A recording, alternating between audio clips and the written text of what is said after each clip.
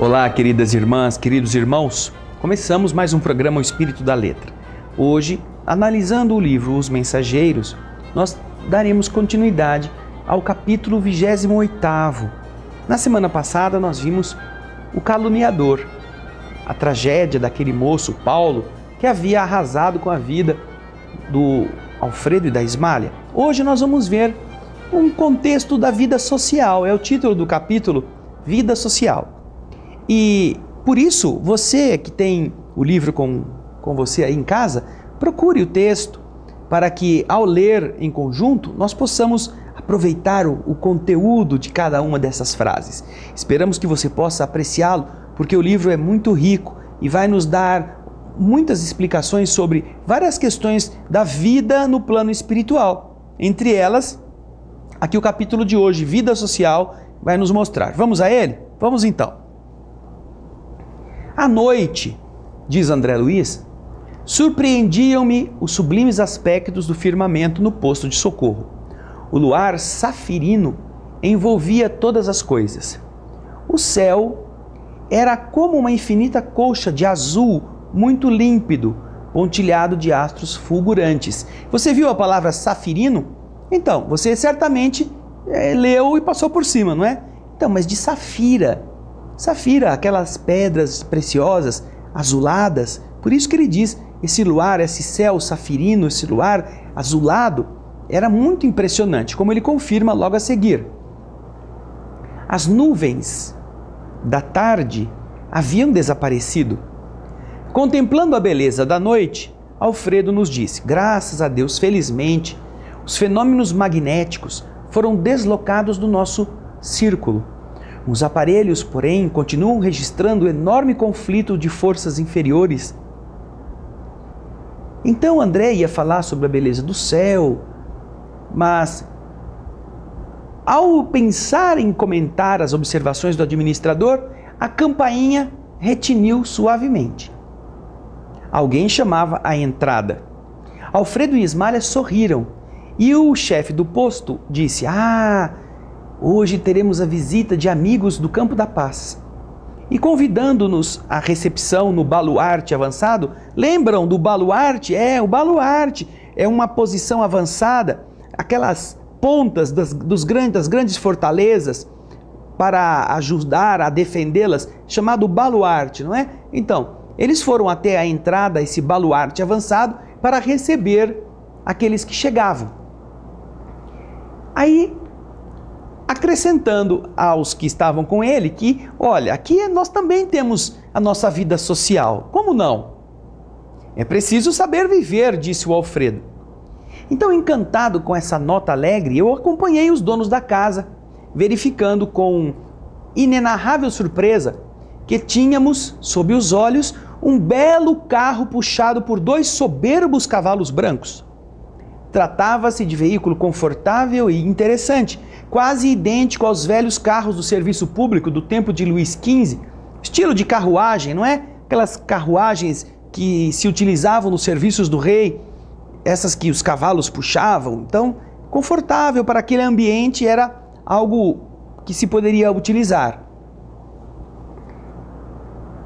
Nessa carruagem chegaram uma pequena família da colônia próxima, que pelas informações de Aniceto, estava a uma distância de mais ou menos 3 léguas do posto, aproximadamente. Légua, não é? O que será que essa palavra légua? Légua. Você já pensou o que é uma légua? Quantos metros tem uma légua? Observe isso aí. Faça essas contas. Você está vendo que uma légua corresponde a 6.600 metros no Brasil. É um sistema que era usado antes da adoção do sistema métrico decimal, que hoje padroniza as nossas medidas. Antigamente, no Brasil, uma légua era 6.600 metros. Em Portugal, era menos, era 5.000 e poucos metros. Mas veja só, o André Luiz está dizendo que essa família que estava chegando na carruagem, naquela carroça, estava distante mais ou menos 3 léguas, ou seja, mais de 18 quilômetros. Na medida que hoje nós conhecemos. Viu que interessante? Quando nós vamos atrás, nós aprendemos coisas. Agora vamos voltar ao texto. Alfredo nos apresentou cavalheirescamente, com exceção do orientador Aniceto, que já era velho amigo dos recém-chegados, que, portanto, não precisava ser apresentado. Constituíam-se aquelas pessoas de visitantes do casal Bacelar e as duas filhas jovens. O chefe do grupo aparentava, sim, uma idade mais avançada, revelando, porém, excelentes disposições. A senhora dava impressão de madureza, aparentando, contudo, maravilhosa vivacidade, assim como as duas moças. A alegria era enorme. Não se observava qualquer nota de convencionalismo menos digno, aquelas coisas fingidas, não é? Como acontece na terra. Os gestos de cada um, a simplicidade, a despreocupação e as frases de afeto demonstravam sinceridade pura.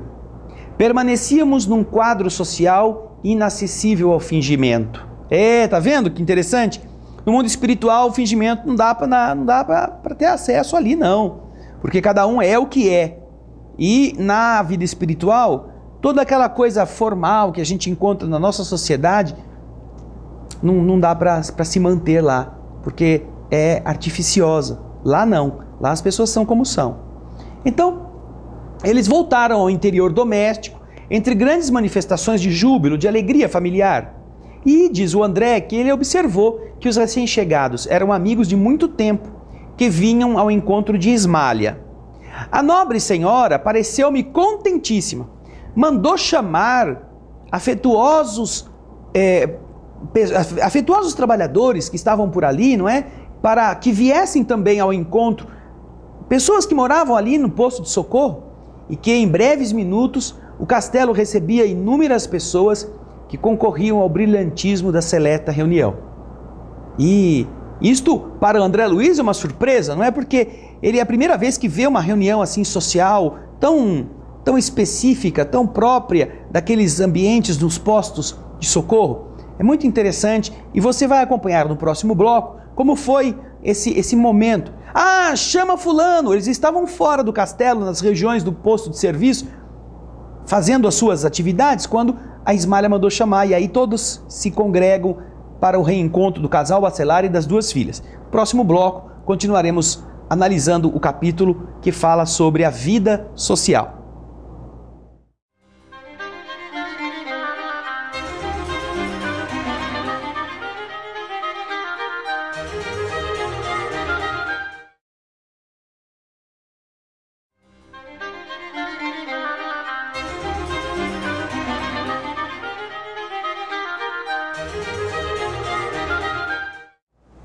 Olá, estamos de volta com o capítulo 28 do livro Os Mensageiros, a vida social. Você viu que chegou um casal e duas filhas para visitar a Ismália. E a Ismália mandou chamar as pessoas amigas que estavam fora do castelo, mas dentro do posto de socorro, para virem também participar daquele encontro. E agora o André Luiz está dizendo, eu me sentia insignificante naquele ambiente porque não conhecia ninguém e estava vendo todo mundo muito amigo. Eu resolvi ficar quieto para ficar observando, né? Assim eu também não faço besteira, deve ter pensado o André Luiz, né? É como uma pessoa estranha numa reunião muito familiar. Vamos acompanhar agora o texto para que a gente veja como foi esse momento de entrosamento entre aquelas pessoas que se queriam. Logo aos primeiros instantes dessa conversação particularizada, ouvi Aniceto perguntar ao senhor Bacelar: como ocorre o serviço? O velho bondoso respondeu num sorriso bastante amplo: ora, corre bem, sempre bem. Apenas não podemos fixar demasiada atenção nos companheiros encarnados. E disse ainda, fazendo graça: é indispensável aprender a servir e passar. E Aniceto, depois de ouvir, também observou: compreendo, eu entendo. Aliás, o progresso humano não é uma questão de dias. Nós não devemos ter ilusões.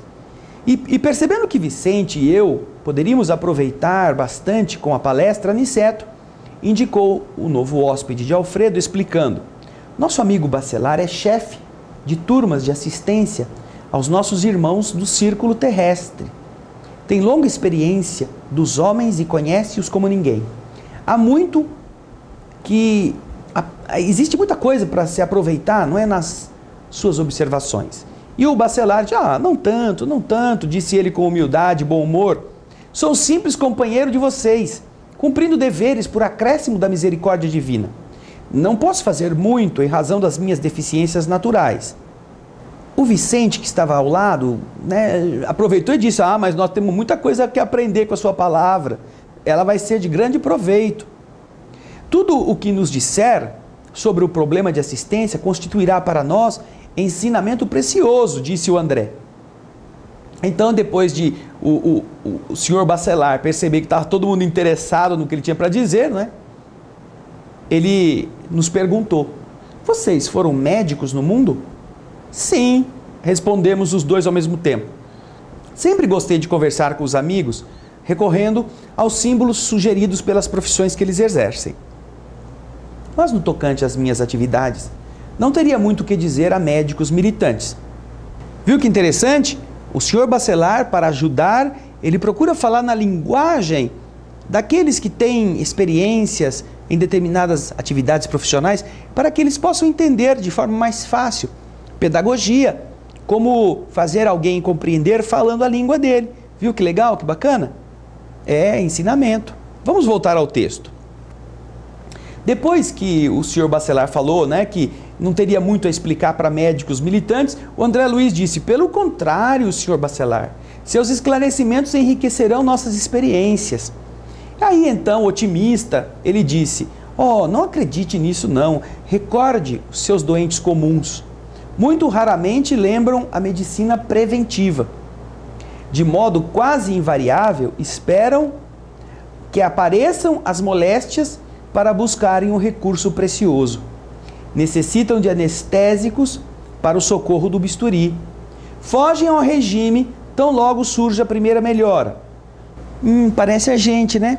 Deu uma melhoradinha, eu já estou bom, não vou mais tomar esse remédio. O médico estudou, deu tudo para você, de mão beijada, deu o remédio, falou, toma uma semana, você tomou 2 dias, já não está mais com dor. Não vou tomar o resto, não. Fica me intoxicando de remédio. Né? Veja só, eles estão falando isso aí, no capítulo 28. Vamos voltar para o texto. Os doentes confundem o método de tratamento apenas ao se registrar o primeiro sinal de cura. Detestam a dor que restabelece o equilíbrio. Descontentam-se com a indicação de purgativos. Preferem a medicação docinha. E, sobretudo, quase sempre querem saber muito mais que os médicos. Esta síntese aplicável a corpos doentes representa em nosso campo de serviço o resumo do programa de assistência aos espíritos enfermos, encarnados na Terra, e com agravantes muito grandes, porque em nosso setor não podemos manipular a alma como o cirurgião que opera as amígdalas. Somos forçados à preparação do campo mental conveniente, a proceder à semeadura de pensamentos novos, velar pela germinação, ajudar os rebentos minúsculos e aguardar a obra do tempo. Nossa luta não é simples, porque se o clínico do mundo encontra sempre familiares amorosos, dispostos a cooperar com ele em benefício do doente, o que encontramos por nossa vez são enormes legiões de elementos adversos, contrários à nossa atividade restauradora e curativa. Em geral, o médico do mundo presta socorro a quem deseja recebê-lo, pelo menos nas ocasiões de graves perigos. Nós, porém, meus amigos, muitas vezes temos que prestar assistência àqueles que não a desejam, porque vivem sob o véu de profunda ignorância. E eu murmurei, tem razão. Agora, vale por conforto a certeza de que há muitos cooperadores encarnados no mundo prontos a colaborar na tarefa, diz o André, não é? O senhor bacelar teve uma expressão fisionômica muito significativa e revelou: nem sempre. A cooperação é outro problema. A maioria dos irmãos que se propõem ao serviço partem daqui prometendo, mas gostam de viver descansados no planeta. Poucos fogem ao caminho comum. Raramente encontramos companheiros encarnados com bastante disposição para amar o trabalho pelo trabalho, sem ideia de recompensa. A maioria está procurando remuneração imediata, pagamento. Nessas condições, não percebem que a mente lhes fica como um aposento, um quarto escuro, atulhado de elementos inúteis. Puxa vida, quantas verdades este homem está falando em tão poucas linhas, como nós somos. Não só os doentes que gostam da doença, como os que poderiam ajudar que não gostam de ajudar e se dizem cristãos, nosso caso. Poxa vida, os mensageiros, hein? Vamos vestir a carapuça? Vamos pensar se nós não somos a mesma coisa que eles estão falando? Nós temos ainda um bloco para terminarmos o capítulo, hein? Vai lendo, tem muita coisa boa que nos ajudará bastante. E eu espero você daqui a pouquinho. Fique conosco.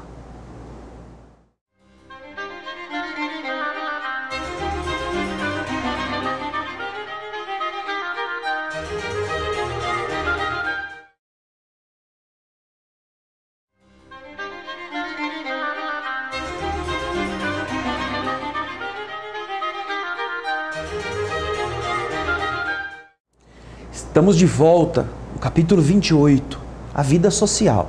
E o Sr. Bacelar nos está explicando sobre o problema dos doentes, que eles têm que atender na terra, não porque estão doentes fisicamente, porque estamos todos espiritualmente doentes. Pessoas desajustadas, pessoas preguiçosas, pessoas maldosas, pessoas ignorantes, que esses espíritos amigos, o casal Bacelar e outros, têm que ajudar. Mas quem diz que os caras querem ajuda? Quem diz que aqueles indivíduos querem melhorar? Aí o André, ouvindo ele, disse, mas quer dizer, às vezes o senhor pode contar com cooperadores no mundo espiritual e no mundo físico que ajudarão o trabalho. E aí o senhor Bacelar disse para ele, nem sempre, seu André, a cooperação é outro problema. A maioria dos irmãos que se propõem ao serviço partem daqui, do mundo espiritual, prometendo, mas gostam de viver no bem bom, descansados no planeta. Poucos fogem à craveira comum, ao caminho comum. Raramente encontramos companheiros encarnados com bastante disposição para amar o trabalho pelo trabalho, sem ideia de recompensa. A maioria está procurando remuneração imediata. Nessas condições, não percebem que a mente fica parecendo como um quarto escuro atulhado de elementos inúteis. Que elementos inúteis? Pensamentos, lucros, investimentos, quanto está rendendo, quanto eu vou ganhar, meu Deus, eu vou fazer tal coisa, vou comprar isso aqui, vou comprar aquilo lá, e o trabalho no bem fica esperando. A força de viciar em raciocínios, por que ficam viciando os raciocínios, confundem igualmente a própria visão. Enxergam tormentas onde há paisagens celestes, montanhas de pedra onde o caminho é gloriosa elevação. De pequenos enganos a pequenos enganos, formam o continente das grandes fantasias. Daí por diante, a recapitulação das experiências terrenas inclina-os mais fortemente para a exigência animal. E chegados a esse ponto, raros voltam ao dever sagrado para considerar a grandeza das divinas bênçãos. Está vendo? Deixam-se levar por tudo aquilo que é material, por tudo aquilo que é sensual, por tudo aquilo que é prazeroso. E depois de se enroscarem nisso tudo, têm dificuldades de retomar o idealismo. Lembram-se quando você já pensou um dia eu vou trabalhar numa creche, um dia eu quero fazer a casa da sopa, um dia eu quero ser alguém que vai visitar o albergue, que construa um albergue? Então, ficou, né? Um dia, numa gaveta, nas suas intenções. Já pensou nisso? Ele está falando sobre isso. Como nós vamos nos entretendo em coisas inúteis, vamos brincando com os gravetinhos da estrada e paramos de ir para o destino. Mas vamos acompanhar agora o que é o desculpismo. Olha lá. Depois de fazer uma pequena pausa, ele disse, e o desculpismo? Nesse terreno de assistência espiritual, vocês verão um dia quantas desculpas são inventadas pelas criaturas terrestres para fugir ao testemunho da verdade divina nas tarefas que lhes são próprias. Os mordomos da responsabilidade alegam excessos de deveres. Os servidores da obediência afirmam a ausência de oportunidade. Os que guardam possibilidades financeiras, os ricos do mundo, montam guarda ao patrimônio que eles juntaram, para não perder. Os que receberam a bênção da pobreza de recursos monetários se revoltam ao invés de terem paciência. Os moços declaram-se muito jovens para cultivar as realidades sublimes. Os mais idosos afirmam-se inúteis para servir a elas. Os casados reclamam quanto à família. Os solteiros se queixam da solidão. Dizem os doentes que não podem. Comentam os sadios que não precisam. Raros companheiros encarnados conseguem viver sem a contradição. O senhor Bachelard parecia disposto a prosseguir, mas as duas jovens foram buscá-lo.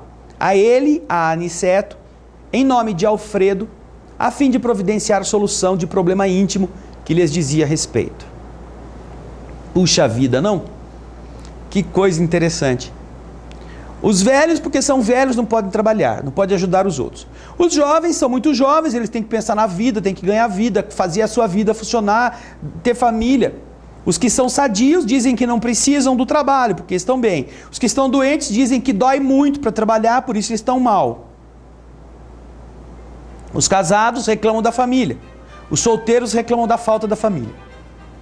Puxa, tá vendo quantas coisas equivocadas nós vamos usando como desculpa para impedir? Eu conheço médiuns, conheço pessoas que poderiam trabalhar e têm faculdades mediúnicas preciosas e que, não posso porque minha família me criva de cobranças, então eu vou ficar com a família. E depois passa mal, depois sofre, depois tem problemas, e aí vai querer retomar porque volta para o centro espírita porque está com problemas. Tudo isso que o casal Bachelard e o senhor Bachelard vão nos revelando ao longo dos capítulos, acontece conosco, no nosso dia a dia. Você é testemunha disso. Você pode dizer, o que ele está dizendo é mentira? Os que são ricos não querem perder dinheiro, então tem que trabalhar, não pode se dedicar ao serviço do bem, ao serviço do próximo, porque senão o patrimônio diminui. E os que são pobres não podem se dedicar porque precisam aumentar o patrimônio. E quem é que então vai ajudar? Quem é que então vai cooperar com o mundo espiritual para que o mundo melhore? É o que pergunta o casal Bachelard, é o que pergunta Jesus para todos nós. Se nós pararmos de reclamar e observarmos as coisas que já temos, o tempo que já dispomos, a saúde que já nos beneficia, mesmo que tenhamos dores, que tenhamos problemas na família, que tenhamos que trabalhar, que tenhamos horário, nós vamos ver quanto dá para fazer, apesar da dor, apesar dos compromissos, apesar da família, apesar dos horários. Por quê? Porque, como dizia Emmanuel a Chico Xavier, você, meu filho, vai se espantar quando descobrir quanta coisa vai conseguir ter feito aproveitando os minutos.